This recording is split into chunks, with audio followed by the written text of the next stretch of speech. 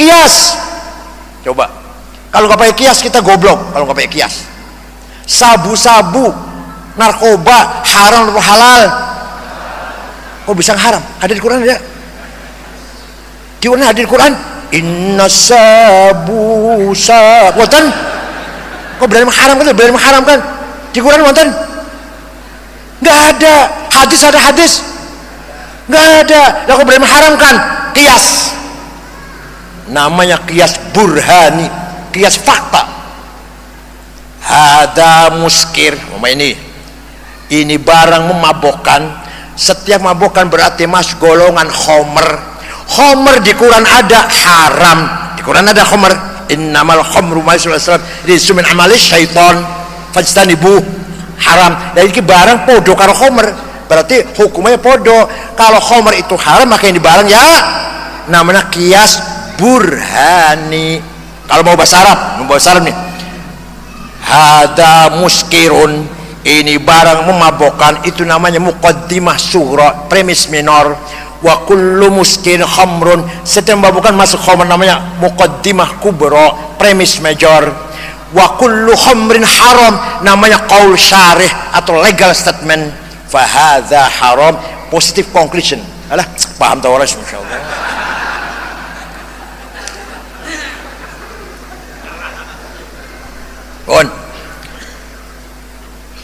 Kias aulawi nempeleng ayah ibu kayaknya mboten jotos bapak ibu di Quran nggak dilarang. Yang dilarang Quran bentak-bentak ngomong kasar ya. Wala taqul lahuma uffi wala tanharhuma, kamu jangan ngomong kasar sama ayah ibu, kamu jangan bentak-bentak. Kalau gitu kita masuk rumahnya ayah ibu nggak usah ngomong, nggak usah bentak, tempelengin aja nggak apa-apa. Lah harus pakai kias, namanya kias aulawi. Kalau bentak saja haram, kalau ngomong kasar saja dosa, lebih-lebih fabil aula mukul. Namanya kias apa namanya? Aulawi. Wala taqrabuz zina innahu kana fahishatan wa sa'a sabila. Jangan mendekati zina, haram. Apa yang haram apa? Mendekati zina. Zinanya mendekati haram. Wala taqrabu, ojo marak-marak nang zina, haram. Zinanya lebih-lebih ngono. Malah zinanya malah halal malah. Tuh namanya kias namanya. Orang kalau nggak pakai kias nggak bisa ngapa-ngapain, nggak bisa menghukumi hal yang baru yang zaman Rasulullah nggak ada. Ya mantep boten ikut NU Ahlussunnah Jamaah, mantep boten.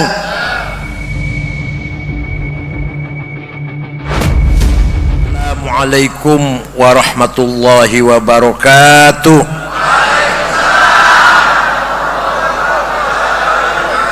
Bismillahirrahmanirrahim. Alhamdulillahi rabbil alamin. Wassalatu wassalamu ala sayyidina wa maulana wa syafi'ina wa habibina Muhammad afdalil anbiya'i wa khatamil mursalin wa ala alihi wa sahbihi wa man tabi'ahu bi ihsan min yaumina hadza ila yaumin nahdati waddin. Sayyidina Abu Bakar orangnya bijak, hakim, arif, bijak. Sayyidina Umar gagah, siap berkorban demi Islam. Sayyidina Utsman kaya raya. Sayyidina Ali pinter, intelek. Itu perjuangan harus kayak gitu. Ada yang kaya, ada yang pinter, ada yang jangan semuanya melarat. Masya Allah, melarat ke bawah ini. Kanjeng Nabi itu, kanjeng Nabi berjuang. Ada yang kaya, Sayyidina Utsman siap berkorban dengan duitnya. Sayyidina Umar siap berkorban dengan kekuatannya. Ada yang arif, bijak, Sayyidina Abu Bakar. Ada yang intelek, pintar, jenius, Sayyidina Ali. Itu berjuang tuh harus komplit kayak gitu. Semuanya proposal, Masya Allah, dari ranting sampai ke cabang, ahli proposal. Paham betul? Pun. Itu kedua. Yang ketiga, Nabi Muhammad bangun masyarakat Arab yang jahiliyah, wa yu'allimuhumul kitab. dididik dengan ilmu pengetahuan. Orang Arab yang kemarin sebelum Islam, kemarin buta huruf, setelah datang Islam, orang Arab masuk Islam, banyak yang menjadi ulama-ulama. Ahli tafsir 10 jilid, Imam Abu Ja'far Ibnu Jarir At-Tabari. Sing ngarang ilmu tajwid, Abu Ubaid Qasim bin Salam. Sing ngarang ilmu mustalah hadis, Syihabuddin Roma Hurmuzi. Khalifah Umar bin Abdul Aziz tahun 99 gelisah, ini banyak hadis palsu, ini gimana nih ya? Panggil ulama namanya Syihabuddin Roma Hurmuzi. Syekh, bikin ilmu metode menseleksi hadis. Siap, 1 minggu beres, ilmunya beres 1 minggu. Namanya ilmu mustalah hadis. Hadis sahih, hasan, dhaif. Sahih kalau memenuhi syarat 4, antara murid dan guru ketemu, mutasil, dan gurunya thiqah, bisa dipercaya, dan dobit, cerdas, nggak pernah lupa, adil, kelakuan lempeng, orang tahu nyolong sendal di masjid. Contoh di sana nggak pernah curi 1 butir bawang, contohnya itu di kitab. Baru itu sahih. Kurang 1 syaratnya, turun hasan. Kurang 2, dhaif. Dhaifnya mauquf, munqati', mu'allal, mursal. Ya Allah,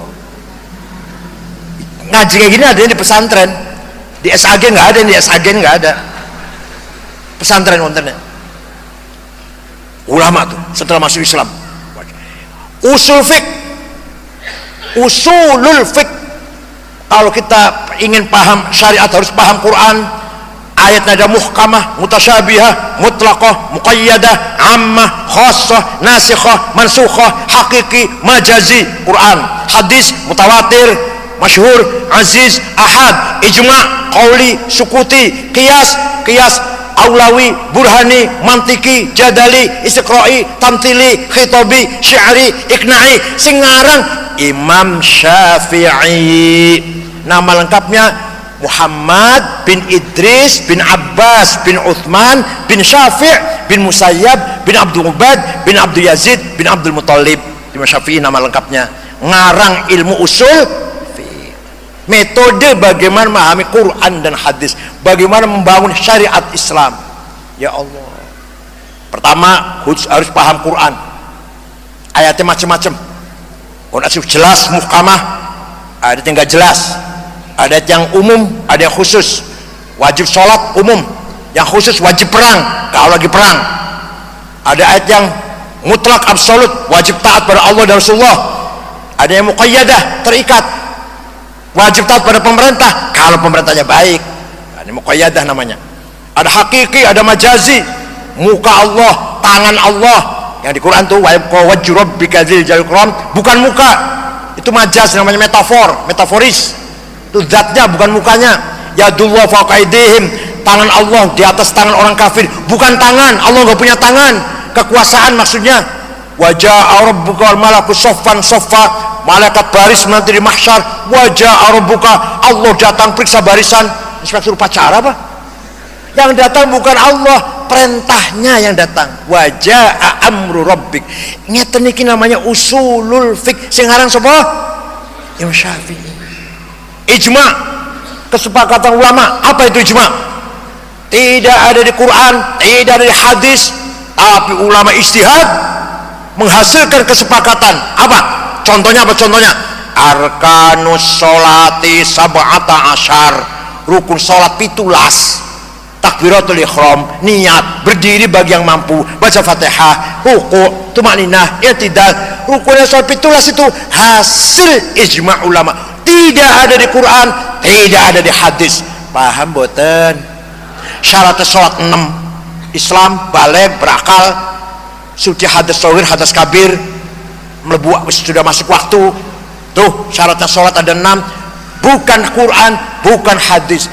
Tapi kalau orang tidak mau ikut ulama, gak bisa sholat. Kalau ada orang sholatnya bagus, kita tanya, ente sholat belajar dari mana? Dari Quran dan hadis. Wallahi bohong. Wallahi, itu jawabnya benernya dari ayah saya, dari guru saya, dari imam masjid. Saya ikut saja, jadi pokoknya sholatnya kayak gini ini. Inti gurunya atau kiainya atau bapaknya, dari gurunya, dari syekhnya, dari gurunya, dari gurunya sampai Imam Syafi'i. Imam Syafi'i muridnya Imam Malik, Imam Malik muridnya Imam Rabi'ah, Imam Rabi'ah muridnya Imam Kharijah, Imam Kharijah putra Sayyidina Zaid bin Thabit, ketua tim penulis Al-Quran. Sahabat Zaid bin Thabit punya putra Kharijah, Kharijah punya murid Rabi'ah, Rabi'ah punya murid Imam Malik, Malik punya murid Imam Syafi'i.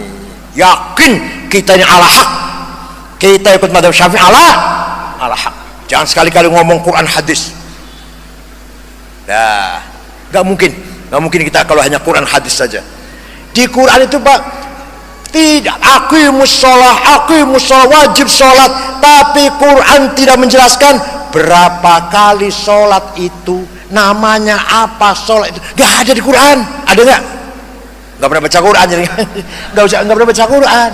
Di Quran nggak ada Pak, sholat itu 5 kali, namanya zuhur, asar, maghrib, isya, subuh. Betul wonten Quran. Adanya di hadis, furidat alaikum khamsu maktubat, az-zuhur wal asr wal maghrib wal isya wal fajr. Wajib bagi kamu sekalian 5 kali sholat, zuhur, asar, maghrib, isya, fajar. Hadis.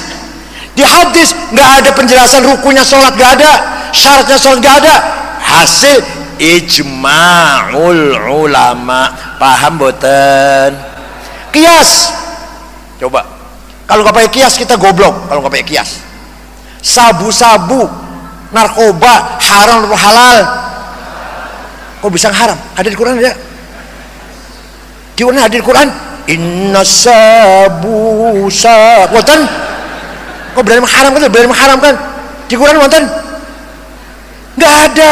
Hadis ada hadis? Nggak ada. Lah kok berani mengharamkan? Kias. Namanya kias burhani, kias fakta. Hada muskir. Ini barang memabokkan. Setiap mabokkan berarti mas golongan khomer. Khomer di Quran ada haram. Di Quran ada khomer. Innamal khamru maisur aslam rizqun min amali syaiton fajtanibu haram. Dan ini barang podo karo khomer, berarti hukumnya podo. Kalau khomer itu haram, maka yang dibarang ya namanya kias burhani. Kalau mau bahasa Arab nih, hada muskirun, ini barang memabokkan, itu namanya muqaddimah sughra, premis minor. Wa kullu muskir khamrun, setiap memabukkan masuk khamr namanya muqaddimah kubra, premis major. Wa kullu khamrin haram, namanya qaul syarih atau legal statement. Fa hadza haram, positive conclusion. Alah, paham ta ora insyaallah.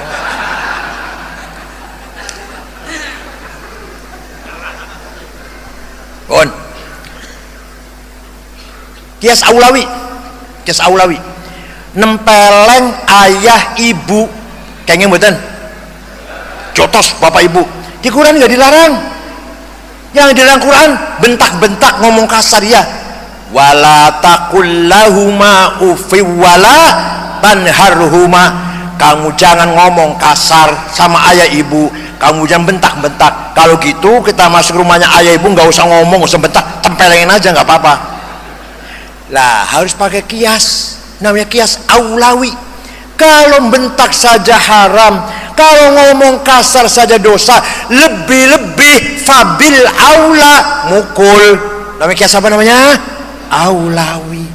Wala taqrabuz zina innahu kana fahishatan wa sa'a sabila. Jangan mendekati zina, haram. Apa yang haram apa? Mendekati zina. Zinanya mendekati haram. Wala taqrabu, ojo marak-marak nang zina, haram. Zinanya lebih-lebih ngono. Malah zinanya malah halal malah. Tuh namanya kias namanya. Orang kalau nggak pakai kias nggak bisa ngapa-ngapain, nggak bisa menghukumi hal yang baru yang zaman Rasulullah nggak ada. Ya, mantep boten ikut NU. Ahlussunnah jamaah mantep boten. Durung Imam Asy'ari berjasa besar, masya Allah. Kalau orang yang cerdas nggak apa-apa, nggak ikut Imam Asy'ari nggak apa-apa. Ibnu Sina, Al-Farabi, filosof nggak ikut Imam Asy'ari nggak apa-apa. Kalau kita ini kalau nggak ikut Imam Asy'ari, tidak tahu sifatnya Allah. Sifat yang wajib 20, yang mustahil 20, yang jaiz 1. Itu kata Imam Asy'ari itu. Ning Qur'ane betul wonten. Artinya Qur'an itu enggak ada sifatnya Allah 20. Betul wonten. Tapi Imam Asy'ari baca Qur'an, kesimpulannya Allah punya sifat ma'ani 13, ma'nawiyah 7, sehingga semuanya dia menjadi 20. Ma'ani 7, yang lain nafsiyah, salbiyah dan seterusnya lah. Baca Quran bola-balik. Di Quran tidak ada ayat yang mengatakan Allah itu ada. Betul wonten. Ayo onora. Innallaha sami'un basir, mendengar melihat ada. Hayyun qayyum, Allah hidup ada. Ala kulli syai'in qadir, ada. Qudrah, bi kulli syai'in alim, pintar Allah tuh alim, ada. Innallaha wujud, ada. Kayaknya kalau baca Quran, kalau yang sering baca Quran tahu, nggak ada. Ada nggak ayat Innallaha wujud, Allah itu ada? Wonten. Imam Asy'ari mempunyai ijtihad demi menyelamatkan umat, menetapkan bahwa Allah harus punya sifat wujud, malah nomor 1, malah sifat nomor 1. Di Qurannya nggak ada itu sifat wujud. Ya Allah, kalau qudrah, sama', basar, ilmu, haya, kalam ada di Qurannya. Kenapa? Karena sesungguhnya, kata Imam Asy'ari, sesungguhnya kita ini tidak ada, tapi kita ini diadakan oleh yang ada. Yang ada sebelum lapal ada, itu ada, sudah ada. Bahkan kita menggunakan kata ada karena ada yang ada. Kita menggunakan lapal tidak ada karena ada yang ada. Maka yang ada hanyalah yang ada. Yakin lo paham? Ada domir 3. Apa? Domir, pronon, kata ganti. Bahasa Arab, aku anak, engkau anta, dia huwa. Silahkan dipakai, silahkan. Ana Said, ana Khalil, ana Abu Bakar, ana Hasan, anta Ahmad, anta Hasan, anta Abu Bakar, huwa, dia Abu Bakar, dia Hasan, silahkan. Tapi nanti mati semua. Mati enggak? Mati semua enggak? Tinggal anak satu yang tidak mati, tinggal aku satu yang tidak mati. La ilaha illa ana fa'budni. Tidak ada Tuhan kecuali anak aku. Aku siapa itu? Allah. Bukan aku Hasan, kalau Abu Bakar bukan aku makhluk, bukan. Artinya la wujuda illa ana, tidak ada yang ada kecuali anak. Artinya la ana illa ana, tidak ada aku kecuali aku. Paham betul? Tidak ada aku Ahmad, aku Said, aku Khalil, sudah nggak ada, tinggal aku Allah. Dari aku ya Allah. Begitu pula anta, engkau Ahmad, engkau Khalid, engkau Abu Bakar, mati kabeh bakal. Tinggal anta sendiri mati. La ilaha illa anta subhanaka inni tu minadz zalimin. Tidak Tuhan kecuali anta. Engkau siapa ini? Engkau siapa ini? Allah, bukan anta Ahmad, bukan. Mati kabeh wis. Tinggal anta satu yang enggak mati. La wujuda illa anta. Tidak ada yang ada kecuali engkau. La anta illa anta. Tidak ada engkau kecuali engkau. Begitu pula huwa. Dia Ahmad, dia Abu Bakar, dia Khalid, dia Said, mati kabeh kecuali dia satu yang enggak mati. La ilaha illa huwal hayyul qayyum. Tidak ada Tuhan kecuali dia. Artinya tidak ada yang ada kecuali dia. Artinya tidak ada dia kecuali dia. Jadi aku, engkau, dia, hakikatnya adalah Allah. Kita ini pinjam. Mau berapa tahun pinjamnya? Jawab, jangan ketawa. Mau berapa tahun pinjamnya? Kita menggunakan aku, engkau, dia. Kita gunakan kan ya, sehari-hari ya. Berapa tahun maunya pinjamnya? Jawabnya terserah yang meminjamkan. Siapa tahu pulang dari sini sudah ditagih, ditarik sudah. Paham boten? Jadi yang sebenar-benarnya aku siapa? Yang sebenar-benarnya anta engkau siapa? Yang sebenarnya dia huwa siapa? Kita ini pinjam sementara, paling lawas 90 tahun paling. Oh salah ngarang 90 tahun. Paham betul? Imam Asy'ari yang berjasa begitu Pak, yang mengatakan Allah sifat wujud, dua sifat wujud nomor satu malah siapa itu? Imam Asy'ari. Kalau gak di Asy'ari kita nggak tahu sifat wujud. Paham betul? Jasanya ageng betul niku. Ada lagi ulama nahu ono maca Quran salah, innallaha bari'um minal musyrikina wa rasulih. Allah tidak melindungi orang musyrik dan tidak melindungi rasulnya. Salah. Yang benar bacanya innallaha bari'um minal musyrikina wa rasulah. Allah tidak melindungi orang musyrik, rasulnya pun tidak melindungi orang musyrik. Wa rasulah jangan wa rasulih. Lahirlah ilmu nahu. Siapa yang paling terkenal enggak ngarang ilmu nahu? Imam Sibaweh Amr bin Kumbur. Ya Allah, bukan hanya ilmu agama. Setelah datang Al-Quran, orang Arab pinter-pinter yang ngarang matematik Jabir bin Hayyan Al-Azdi, wafat tahun 161. Ilmunya namanya Al-Jabar. Siapa yang ngarang namanya? Jabir bin Hayyan Al-Azdi. Orang pertama kali bikin kacamata Hasan bin Haitam. Orang pertama kali menggagas nol. Dulunya nggak ada nol. 10 itu X, 10 itu X, ini 10 ya. Paham betul? 10 X, 10, 20 ya X-nya 2, 30 X-nya 3, 100 X-nya 10. Repot banget itu.